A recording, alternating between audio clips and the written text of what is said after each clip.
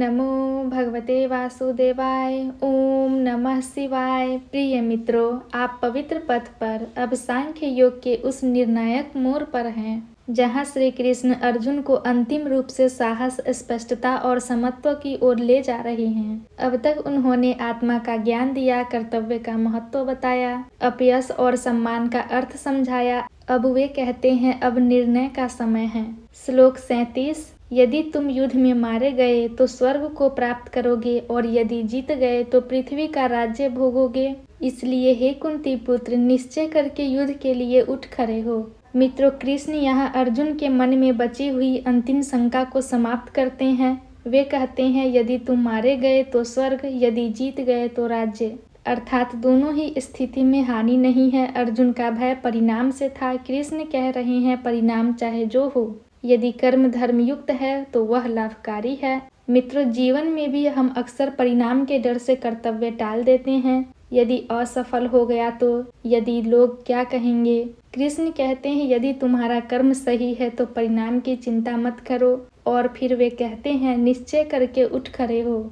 यह केवल युद्ध का आदेश नहीं है, यह जीवन का आह्वान है। जब मन भ्रमित हो, जब निर्णय कठिन हो, तो एक समय आता है जब उठना ही पड़ता है। श्लोक 38। सुख दुख, लाभ हानि और जय पराजय को समान समझकर युद्ध के लिए प्रवृत्त हो।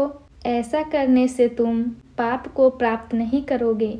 मित्रों, अब कृष्ण गीता के एक महान सिद्धांत को प्रस्तुत करते हैं, समत्व। सुख आए तो मन न उछले, दुख आए तो मन न टूटे, लाभ हो तो अहंकार न बढ़े, हानि हो तो आत्मविश्वास न गिरे, जय मिले तो अभिमान न हो, पराजय मिले तो निराशा न हो। यही है समत्व। कृष्ण कहते हैं यदि इस संभाव से कर्म करोगे तो पाप नहीं लगेगा।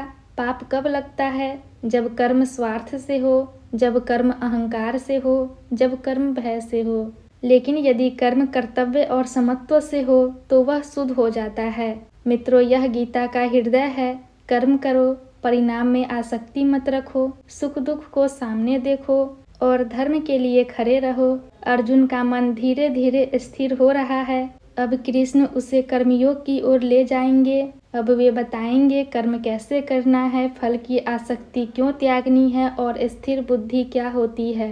प्रिय मित्रों, इन श्लोकों में गीता हमें जीवन का अमूल्य सूत्र देती है। परिणाम की चिंता छोड़ो, कर्तव्य निभाओ, संभाव रखो और निर्भय होकर उठो। यदि हम यह सीख ले तो जीवन के युद्ध हल्के हो जाते हैं। पवित्र पथ के साथ बने रहिए। अब गीता कर्म योग के दिव्य मार्ग में आपका प्रवेश कराने वाली है। ओम शांति शांति शांति।